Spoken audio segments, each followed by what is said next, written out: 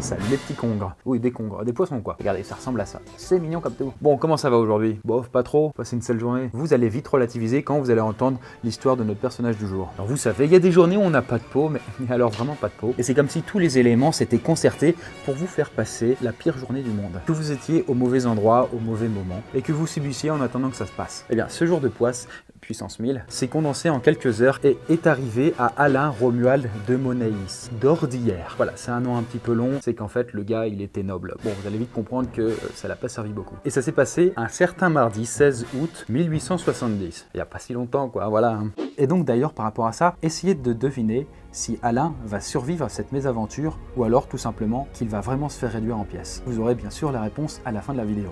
Et tout a commencé pour lui alors qu'il se rendait tranquillement à la foire. Quand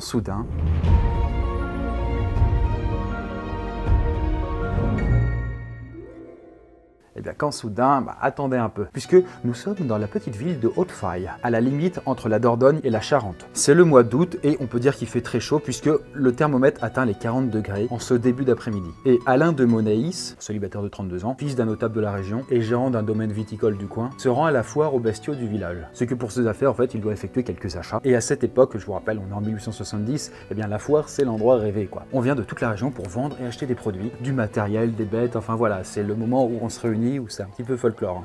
Plus précisément, Alain est venu pour vendre des bœufs et ainsi avoir de l'argent à donner à son voisin pour qu'il puisse réparer sa maison et acheter une jument pour une famille de paysans à qui il loue des terres. Oui, Alain est plutôt un gars sympa. Et à Haute-Faille, la foire bat son plein. Il y a plusieurs centaines de participants. Mais étrangement, dès qu'Alain arrive, une bande de paysans armés s'approche de lui. Alain ne comprend pas vraiment ce qui se passe. Il faut dire quand même qu'il est réputé dans le pays pour être l'un des hommes les plus calmes et généreux qui soit. Étrange donc qu'il ait des problèmes. Alain ne le sait pas, mais le matin même, son cousin a tenu des propos un peu subversifs, enfin pour l'époque quoi. Il a crié « Vive la République, à bas l'empereur !» Bon, vous allez me dire, il n'y a pas de quoi s'exciter, sauf que lorsqu'a lieu notre foire aux bestiaux, ça fait déjà un mois que la France, gouvernée alors par Napoléon III, est entrée en guerre avec la Prusse. Et les nouvelles du front ne sont pas très engageantes. L'Empire vient même d'essuyer une cuisante défaite à la bataille de Reinshofen. Donc dans ce contexte, tenir des propos un peu défaitistes est quand même pas très bien vu, surtout dans les campagnes qui sont bien attaché à l'empereur. Les forains sont donc énervés sur le cousin d'Alain, mais il réussit à s'enfuir avant qu'il n'ait le temps de mettre la main sur lui. En vérité, en fait, le cousin d'Alain donnait juste des nouvelles du front, et les paysans l'ont pas cru. Ils l'ont donc accusé d'être à la solde des Prussiens.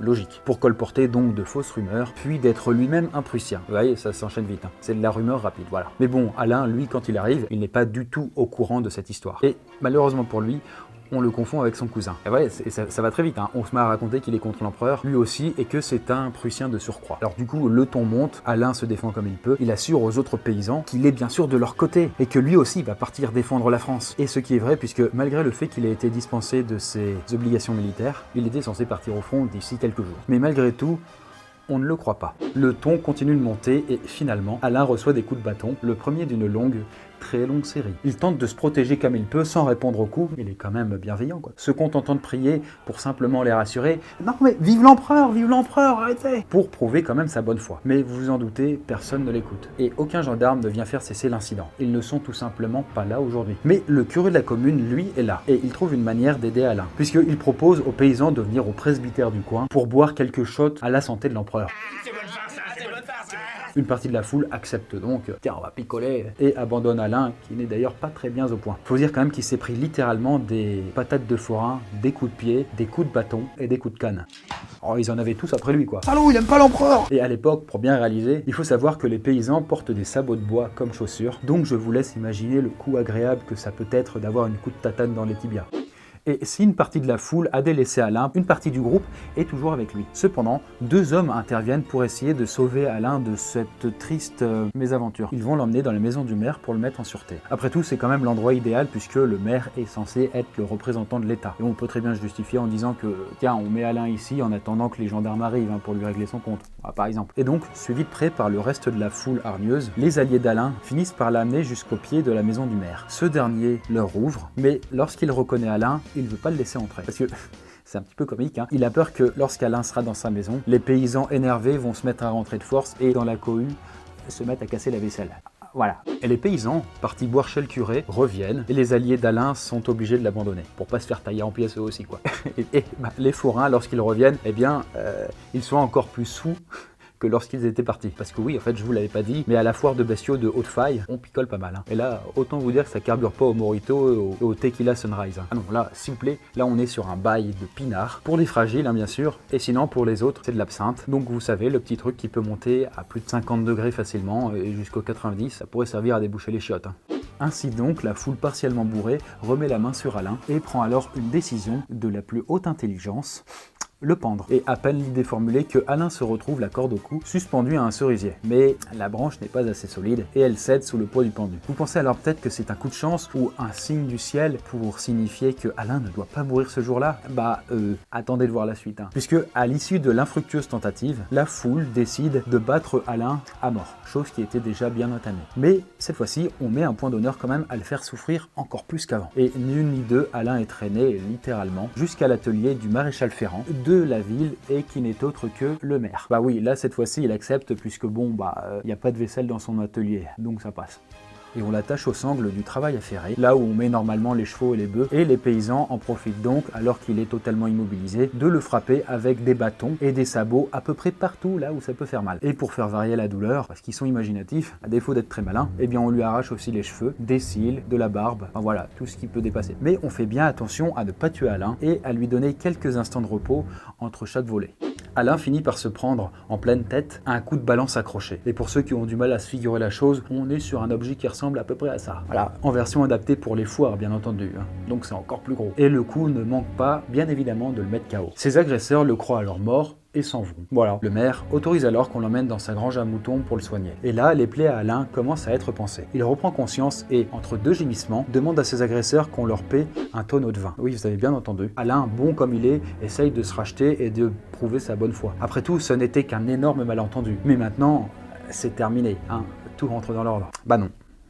Non, le supplice n'est pas terminé. Quand je vous dis que ça tournait vraiment mal...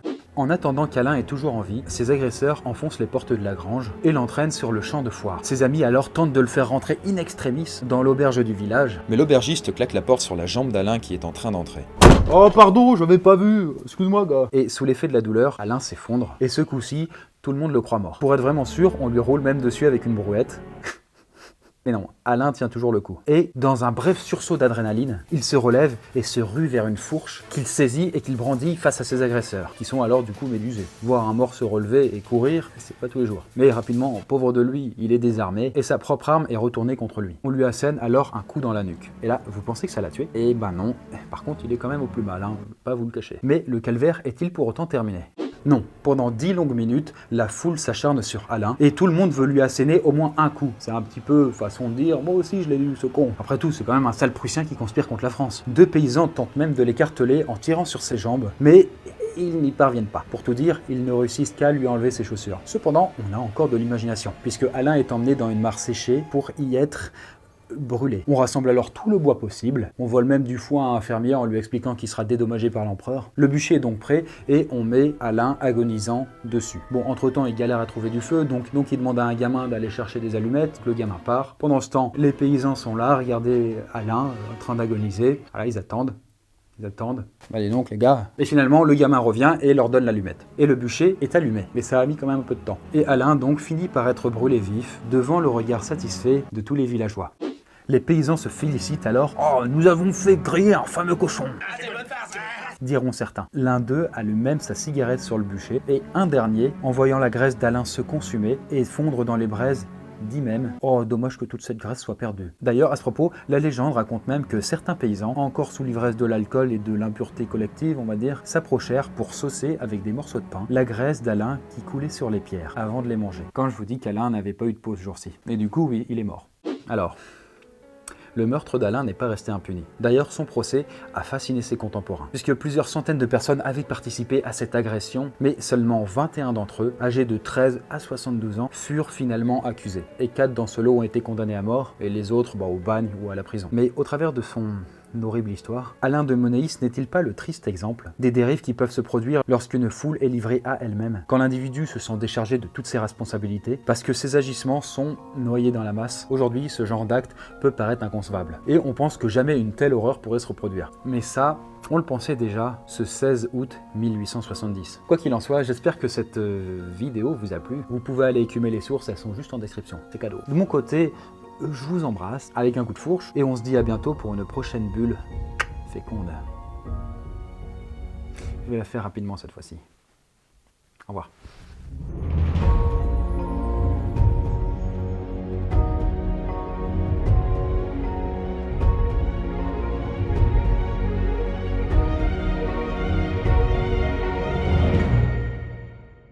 Et acheter une jument pour une famille. Putain, mais c'est des phrases de 3 lignes, j'en peux plus. Et acheter une phrase. Putain, acheter des. Putain, c'est pas